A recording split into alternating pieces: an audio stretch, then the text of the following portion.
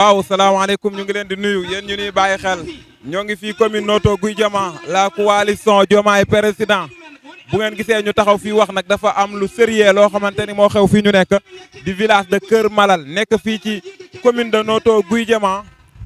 nga xamante ni dafa menacé wu ak ñi nga xamante ni ñoom ñoo di waa GCO ñëw nañ ba dëkk bi pare ngir toxal li nga xamante ni moom moo di village bi di Kër Malal ak dëkk yi nga xamante ni moom moo ko wér di ay petit village lu demee ni cëpp ginnaaw yàlla ci ndimbalul Baye Modou Fall Ndiaye di benn homme de développement di baykat moo taxaw combat ba ànd ak ñi nga xamante ni ñoom la ko àndaloon ba waa GCO génn ginnaaw bi nga xamante ni ñëwoon nañ pour installer li nga xamante ni moom moo di seeni matériel fii ci Kër Malal Kër Malal nag bu ñu ko waxee dafa nekk ci beeñ bi tool yi ñuy bàyyi yëpp daf ko wër kon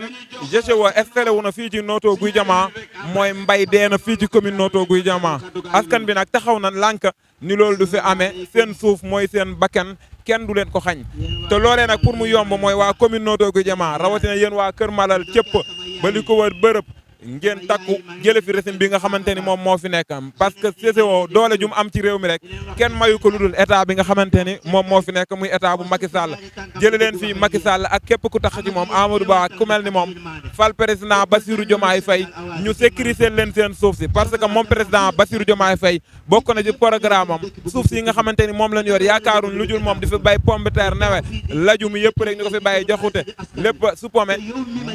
moom kii di Bassirou Diomaye Faye bokk ci programme mooy dañuy sécuriser suñ suuf soosu maanaam utal la ay këyit nga moom sa suuf bala cee état am dogal day laaj nga jox ko sa accord moom kii fi nekk nag di président Macky Sall Amadou Ba mi mu ñu tegtal ñun ñooy bay fii commune Notto Gouye Diama ñu ngi leen koy wan sànq ci marché bi dañuy bay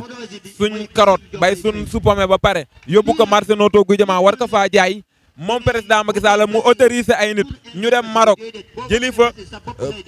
carotte bu bari ay conteneur carotte ay conteneur supame andil ñu ko fii ci marché Notto Gouye Diama muy maanaam muy genge ak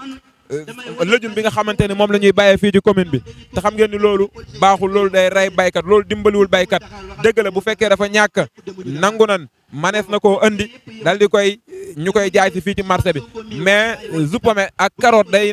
fees dell fii moom président Macky Sall mu autorisé ay nit ñu ñëw andi seeni conteneur fii ci marché Notto Gouye Diama nit ñi di leen wër parce que kat soble boobu dafay mel ni nit ñi ni muy tol